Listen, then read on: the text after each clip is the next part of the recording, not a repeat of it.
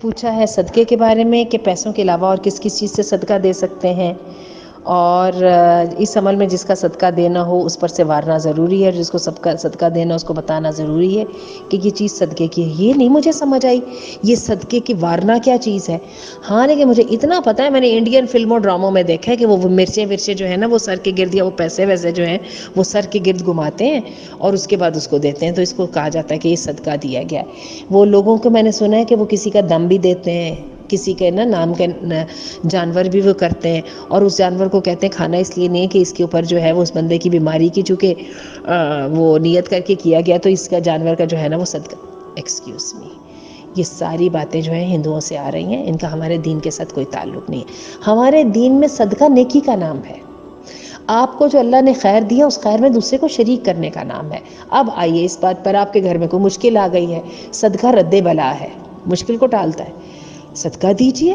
کیسے صدقہ دینا ہے؟ اب آئیے میں بتاؤں صدقہ دینا کیسے۔ بڑی خوبصورت حدیث پچھلے دنوں میں نے سلسلۃ الاحادیث الصحیحہ میں پڑھی ہے۔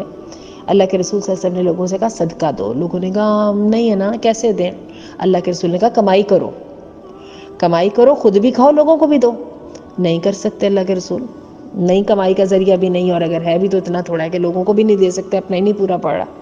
اچھا پھر ایسا کرو کہ قول معروف، نصیحت کی بات کرو۔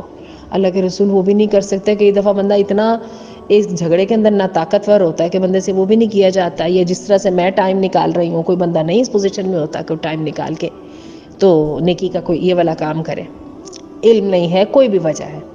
تو پھر اللہ کے رسول نے کہا کہ پھر ایسا کرو، اپنی ذات کے شر سے دوسروں کو محفوظ کر لو، یہ بھی صدقہ ہے۔ اپنی ذات کا شر کیا ہے؟ اس کو گھر کی چھوٹی سی بات سے شروع کر دیجئے۔ کرسی گھسیٹ کے نکالی، واپس نہیں رکھی، میری ذات کا شر ہے نا، میرے کام تھا جس کی ذمہ داری تھی۔ اپنے بچوں سے کہتی ہوں واش روم میں گئے وائپر نہیں لگایا بھائی، ٹھیک ہے باہر نکل جائیے، ان کو کرتے چلے جائیے۔ آپ کی ذات کسی کے لیے پریشانی کا باعث نہ بنے، آپ کسی ایسے گروہ میں نہ کھڑے ہوں جس گروہ میں وہ ظالم موجود ہوں جو دوسروں پہ ظلم کر رہے ہیں، کہ آپ انڈائریکٹلی ظلم کرنے والوں کا بہانہ یا بازو بن گئے ہیں۔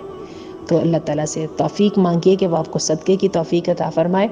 نبی کریم صلی اللہ علیہ وسلم نے فرمایا کہ انسان سو کر اٹھتا ہے تو اس کے جوڑوں پر، ہر جوڑ پر صدقہ لازم ہوتا ہے، جو یا تو وہ اشراق کی جو نوافل ہیں ان کے ساتھ ادا ہوتا ہے، اور یا پھر کیا ہے کہ وہ پھر آپ نے تفصیل بتائی کہ جو ہے رستے سے تکلیف دہ چیز ہٹا دینا صدقہ ہے، اپنے بھائی کو مسکرا کے ملنا صدقہ ہے، وغیرہ وغیرہ۔